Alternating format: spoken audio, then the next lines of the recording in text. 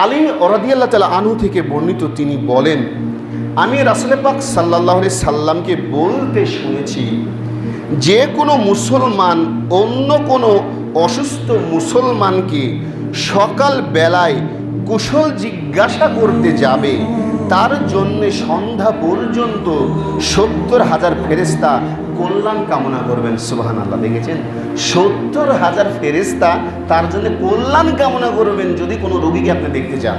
দেখুন, তারপরে বলা হয়েছে, আর যদি সে সন্ধ্যাবেলায় কুশল জিজ্ঞাসা করতে যায়, তাহলে সকাল পর্যন্ত তার জন্য 70,000 ফেরেশতা তার মঙ্গল কামনা করবেন। সুবহানাল্লাহ। মানে সকালে যখন যাবেন সন্ধ্যা পর্যন্ত ফেরেশতারা দোয়া করবে, আর যখন সন্ধ্যার সময় যান সকাল পর্যন্ত 70,000 ফেরেশতা আপনার জন্য দোয়া করবে।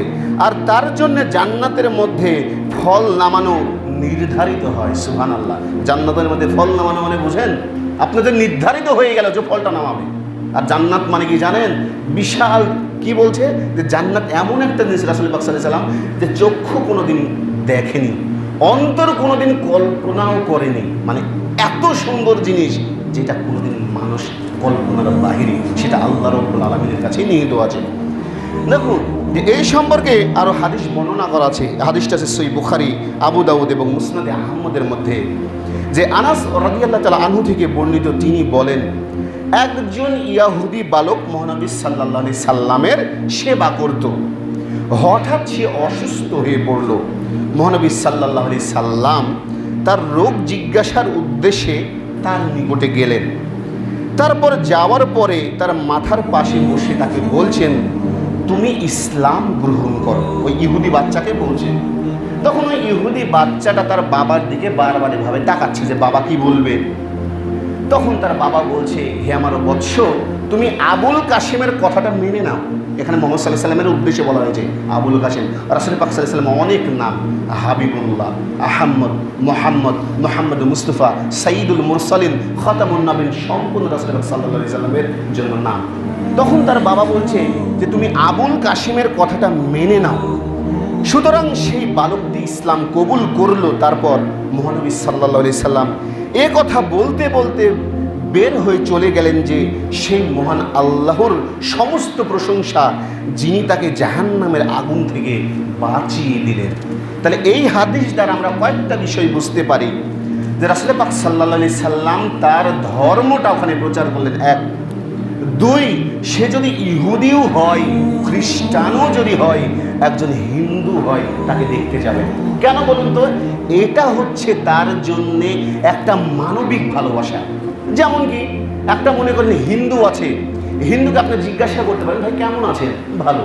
তবে হ্যাঁ, তাদের সাথে ভালো কথা বলবেন, কিন্তু এটা নিষেধ করা আছে তাদের যখন অনুষ্ঠান হবে না, অনুষ্ঠান, সেখানকার কোনো প্রসাদ আপনি গ্রহণ করবেন না। কেন বলুন তো?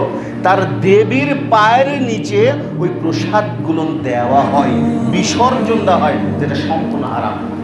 ওই প্রসাদ খাবেন না। অনেকে আছে খায়। কোনো ব্যক্তি তদ্রূপ যদি কোনো জিনের নামে মিষ্টি চালান দেয়, জানেন যে জিনের নামে মিষ্টি চালান দেয়, এটাও হারাম, এটা সম্পূর্ণ হারাম। দেখবেন অনেকেই কিন্তু বিভিন্ন জায়গায় জিনের নামে মিষ্টি চালান করে, ওই মিষ্টি কখনো খাবেন না। যদি কোনো হিন্দুর বাড়িতে খাসি জবাই করে, সেটা খাবেন না। কেন বলুন তো? এর কারণে খাবেন না, আল্লাহ ব্যতিরেকে যদি কারো নামে কোনো কিছু জবাই করে, সেটা হচ্ছে হারাম খাদ্য, এই জন্যে খাবেন না। তাছাড়া তাদের মিষ্টির দোকানে মিষ্টি খান, কোনো সমস্যা নেই। বলছি তাদের যে অনুষ্ঠান হয় জবাই করে তখন না, তাছাড়া সম্ভবত খাবেন না। বুঝেননি বোধহয় আমার কথা? তাহলে বোঝা যায় যদি একজন ইহুদিও হয়, খ্রিস্টান হয়, বৌদ্ধ হয়, সন্ন্যাসী হয়, হিন্দু হয়, তাকে দেখতে যাবেন। যেটা রাসূল পাক সাল্লাল্লাহু আলাইহি সাল্লাম তার খেদমতে যে ইহুদি বালক ছিল তাকে দেখতে গিয়েছিলেন। এটা দ্বারা কি হয় জানেন? ধর্মটা আরও বাড়ে। আপনার আচার ব্যবহার, শালীনতা, মার্জিত স্বভাব থেকে দেখবেন পৃথিবীর কোটি কোটি ইহুদি, নাসারা, খ্রিস্টান বলেন, হিন্দু বলেন, এই ইসলামটাকে যখন জেনেছে, আচার ব্যবহার জেনেছে, তখনই তারা ধর্মান্তরিত হয়ে ইসলাম ধর্ম গ্রহণ করেছে। এটাই হলো ইসলামের মূল শিক্ষা। তাই বলছি, যদি কোনো রোগী থাকে তাকে দেখতে যাবেন। দেখুন, যদি অসুস্থ মানুষ হয় তখন তার জন্যে কি দোয়া করবেন, এই সম্পর্কে কি বলা আছে দেখুন, ভালোভাবে দেখুন। যে এই সম্পর্কে হাদিসের মধ্যে বর্ণনা করা আছে যে আয়েশা রাদিয়াল্লাহু তাআলা আনহা থেকে বর্ণিত, মহানবী সাল্লাল্লাহু আলাইহি সাল্লাম আপন পরিবারের কোনো রোগী দর্শন করার সময় নিজের হাত ব্যথার স্থানে, যেখানে ব্যথা হবে ওখানে রাখতেন, রাখার পরে এই দোয়াটা পড়তেন। মনে করবেন যে আজহাবিল বাসা রব্বান নাসা ইশফি আনতা শাফি লা শিফা ইল্লা শিফাউকা শিফা লা ইউগাদিরু সাকামা। অত্যন্ত একটা গুরুত্বপূর্ণ দোয়া। যদি কোনো ব্যক্তি, কোনো মানুষ অসুস্থ হয়, রোগাগ্রস্ত হয়, অর্থটা আমি বলে দিচ্ছি দেখুন, যে হে মহান আল্লাহ, মানুষের প্রতিপালক, তুমি কষ্ট দূর করো এবং আরোগ্য দান করো, যেহেতু তুমি রোগ আরোগ্যকারী। তোমার আরোগ্য দান হচ্ছে প্রকৃত আরোগ্য দান, আল্লাহ ছাড়া তো কেউ নাই, কেউ পারবে আরোগ্য দান করতে না। তুমি এমনভাবে রোগ নিরাময় করো যেন তা রোগকে নির্মূল করে দেয়। হাদিসটা কোথায় আছে? সহিহ বুখারী, মুসলিম, ইবনে মাজাহ এবং মুসনাদে আহমদের মধ্যে। চেষ্টা করবেন পড়ার, জানার চেষ্টা করবেন, শেখার চেষ্টা করুন। আসুন এই সম্পর্কে আবু আবদুল্লাহ উসমান ইবনে আবুল আস রাদিয়াল্লাহু তাআলা আনহু থেকে বর্ণিত, রাসূল সাল্লাল্লাহু আলাইহি সাল্লামের নিকটে তার ব্যথার ব্যাপারে বললেন। তার রোগ হয়েছিল, ওই সাহাবীর রোগ হয়েছিল, যা তার দেহের মধ্যে অনুভব করছিল। তারপর রাসূল পাক সাল্লাল্লাহু আলাইহি সাল্লাম বললেন, তুমি তোমার ব্যথার স্থানে হাত রেখে 3 বার বিসমিল্লাহ বলো এবং 7 বার বলো আউযু বি ইজ্জাতিল্লাহি ওয়া কুদরাতিহি মিন শাররি মা আজিদু ওয়া উহাজিরু। এটা বলতে বলেন, যদি কোনো জায়গায় ব্যথা হয় প্রথমে বিসমিল্লাহ বলবেন, পরবর্তীতে 7 বার এই দোয়াটা পড়বেন। এর অর্থ হলো, মহান আল্লাহর ইজ্জত এবং কুদরতের আশ্রয় গ্রহণ করছি সেই মন্দ থেকে যা আমি পাচ্ছি এবং তা থেকে আমি ভয় করছি। হাদিসটা কোথায় আছে? সহিহ মুসলিম, জামি তিরমিজি, আবু দাউদ, ইবনে মাজাহ, মুসনাদে আহমদ এবং মুয়াত্তা ইবনে মালিকের মধ্যে হাদিসটা বর্ণনা করা আছে। তাহলে আমরা আলোচনা কি করছিলাম? যদি কোনো রোগীকে আপনারা দেখতে যান, এর ফজিলত, গুরুত্ব এবং তাৎপর্য সম্পর্কে। এর পরবর্তীতে হাদিস আরও বর্ণনা করা আছে এই সম্পর্কে। হাদিসটা আছে সুনানে আবু দাউদ, জামি তিরমিজি, মুসনাদে আহমদের মধ্যে। দেখুন যে ইবনে আব্বাস রাদিয়াল্লাহু তাআলা আনহু থেকে বর্ণিত, মহানবী সাল্লাল্লাহু আলাইহি সাল্লাম বলেছেন, যে ব্যক্তি এমন কোনো রুগ্ন মানুষের সাথে সাক্ষাৎ করবে যার এখন মরার সময় উপস্থিত হয়নি, মানে যদি রোগী দেখতে যান যে মরার সময় এখন উপস্থিত হয়নি, আল্লাহু আলাম ভালো জানে, তো তার নিকটে 7 বার এই দোয়াটি বলবে, আসআলুল্লাহাল আযীম রব্বাল আরশিল আযীম আইয়াশফিকা। এটা দোয়া, অর্থ আমি সুবহান আল্লাহ মহা আরশের প্রভুর নিকট তোমার আরোগ্য প্রার্থনা করছি, মহান আল্লাহ তাকে সে রোগ থেকে মুক্তি দান করবেন। এগুলান দোয়া।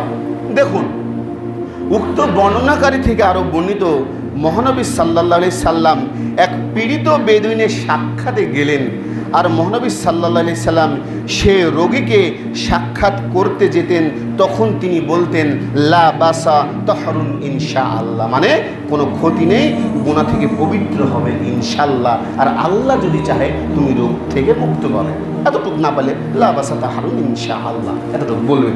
দেখুন যদি কোনো ব্যক্তির অতিরিক্ত কোনো অসুখ হয়, এগুলান যদি না পারেন তখন কি করবেন? দেখুন অতিরিক্ত অসুখ মনে করেন, আপনি ডাক্তারের কাছে অবশ্যই নিয়ে যাবেন, হালাল আপনার জন্যে, কিন্তু রোগীটা প্রায় মুমূর্ষ অবস্থা আছে, তখন কি করবেন? দেখুন এটা দেওয়া আছে সহিহ বুখারী, মুসলিমের মধ্যে দেওয়া আছে যে এক দল রাসূল পাক সাল্লাল্লাহু আলাইহি সাল্লামের সাহাবীরা একটা জায়গায় উপস্থিত হলেন।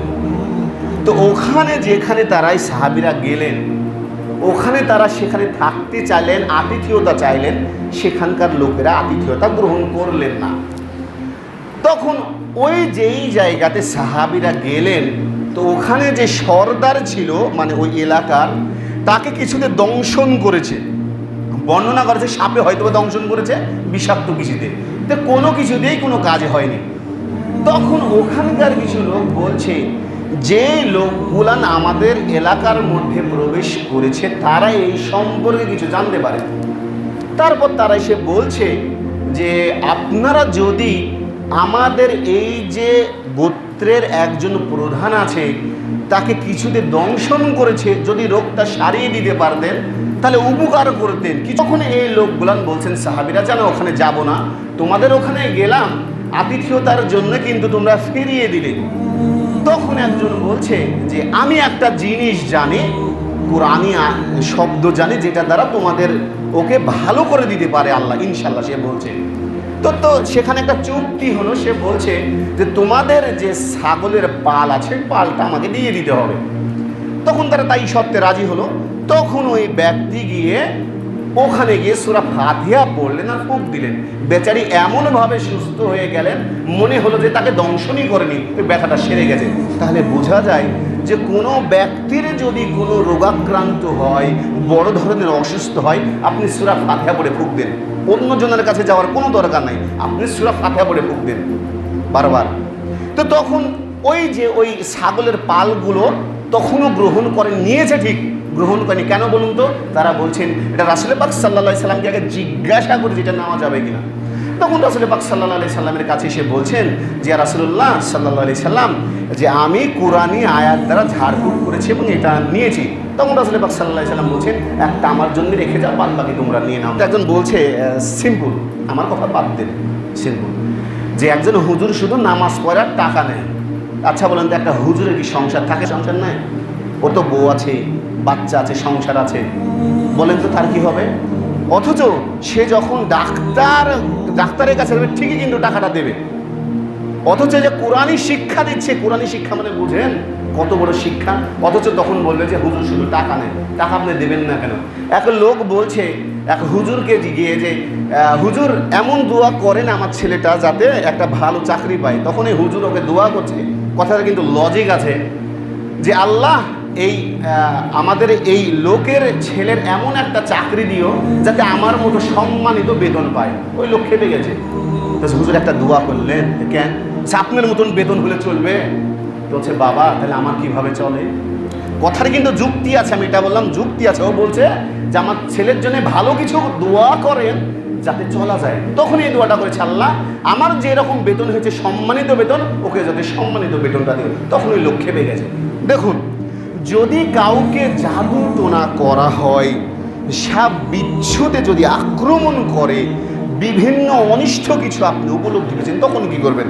তো এই সম্পর্কে রাসূল পাক সাল্লাল্লাহু আলাইহি সাল্লাম বলছেন, সুনানে আবু দাউদ এবং মিশকাতের মধ্যে বর্ণনা করা আছে যে নবী সাল্লাল্লাহু আলাইহি সাল্লাম বলছেন, সকাল সন্ধ্যায় তোমরা সূরা নাস, ফালাক ও যদি ইখলাস পাঠ করো, তোমাদেরকে যাবতীয় অনিষ্ট মানে খারাপ, যে কোনো খারাপ হতে পারে, অনিষ্ট মানে ক্ষতি, সেটা জিনের ক্ষতি হতে পারে, সাপের ক্ষতি হতে পারে, কেউ আপনার ক্ষতি করতে পারে। অনিষ্ট মানে সব ক্ষতি, অনিষ্ট জিন, সাপ, বিচ্ছু, জাদুর প্রভাব ইত্যাদি থেকে নিরাপদ রাখবে। সুবহানাল্লাহ। তাহলে অত্যন্ত গুরুত্বপূর্ণ বিষয়, এই বিষয়গুলো পড়বেন। যদি কোনো বিষয় হয় যে বুঝতে পারছেন যে আপনাকে আপনার বাচ্চাকে জাদু টোনা করা হয়েছে, বারবার ডাক্তারের কাছে গেলেও রোগ সারে না, তখন এই কাজগুলো করবেন। যদি কোনো ব্যক্তি জাদু টোনা করে, কোনো কাজে লাগবে না, বরঞ্চ যে জাদু করেছে তার ক্ষতি হবে। এটা ইসলামিক আইন। দেখুন, মুমূর্ষ ব্যক্তির উদ্দেশ্যে দোয়া, আল্লাহুম্মা গফিরলি ওয়ারহামনি ওয়া আলা হিবনি বিররাফিকিল আলা। এর অর্থ কি? কেননা দেখুন বলছেন, আয়েশা রাদিয়াল্লাহু তাআলা আনহা বর্ণনা করেছেন যে আমি মহানবী সাল্লাল্লাহু আলাইহি সাল্লামকে এই দোয়া বলতে শুনেছি যখন তিনি তার মৃত্যুর পূর্ব মুহূর্তে আমার উপর ঠেস লাগিয়েছিলেন। মানে রাসূল পাক সাল্লাল্লাহু আলাইহি সাল্লামের মৃত্যুর পূর্ব মুহূর্তে এই দোয়াটা করছিলেন। আর এই দোয়ার অর্থ হলো, হে আল্লাহ আমাকে ক্ষমা করুন, আমার প্রতি দয়া করুন, আমাকে মহান সাথীর সাথে মিলিত করুন। হাদিসটা কোথায় আছে? সহিহ বুখারী, মুসলিম, জামি তিরমিজি, ইবনে মাজা, মুসনাদে আহমদ এবং মুয়াত্তা ইবনে মালিকের মধ্যে বর্ণনা করা আছে। আলোচনা আজকে করছিলাম কি, যে রোগাক্রান্ত ব্যক্তির কাছে কি করতে হবে, কি দোয়া পড়তে হবে, রোগীকে দেখতে যেতে হবে, এই সম্পর্কে আমি আলোচনা করছিলাম। এর পরবর্তীতে আসুন রাসূল সাল্লাল্লাহু আলাইহি সাল্লাম শেষ মুহূর্তে যা বলছিলেন, শেষ মুহূর্তে তখন তিনি কি বলছিলেন দেখুন, যে হযরত আয়েশা রাদিয়াল্লাহু তাআলা আনহা থেকে বর্ণিত, তিনি বলেন, আমি রাসূল পাক সাল্লাল্লাহু আলাইহি সাল্লামকে দেখেছি, তার উপর যখন মৃত্যু ছেয়ে গিয়েছিল, তার সামনে একটি পানি ভর্তি পাত্র ছিল, তাতে তিনি নিজের ডান হাত প্রবেশ করছিলেন, তারপর হাতের সাথে লেগে থাকা পানি দিয়ে বারবার মুখমণ্ডল মুছছিলেন এবং বলছিলেন, মহান আল্লাহ, মৃত্যুর কঠোরতা ও তার ভীষণ কষ্টের বিরুদ্ধে আমাকে সহায়তা করুন। রাসূলের পাক সাল্লাল্লাহু আলাইহি সাল্লাম যদি এই দোয়াটা পরের মৃত্যুর সময়, মৃত্যুর আগে তার সামনের গোনা পিছনের গোনা সমস্ত মাপ, তাহলে আমার আপনার কী করা উচিত? অথচ দুঃখজনক বিষয়, মাপ তো চাওয়া দূরের কথা, তওবাটাও করি না। মাপ তো চাওয়া দূরের কথা, তওবাটা হলে সারাদিন দেখবেন যত শয়তানি কাজ, নেশাদার দ্রব্য থেকে শুরু করে এমন কোনো জিনিস নাই যে করি না। অথচ আমি নেশা খাই, আমার ছেলেকে উপদেশ দিই, বাপ তুই ভালো। আমি যে উদাহরণটা দিয়েছিলাম যে আমি গুয়ের ডোবার মধ্যে ডুব দিয়েছি, উঠে বলছি যে আমি পরিষ্কার হবে, পশ্চিম কালো হবে না, ও ছেলে ভালো হবে না, আমি বলছি হবে না। হ্যাঁ, কি বলেছিলাম?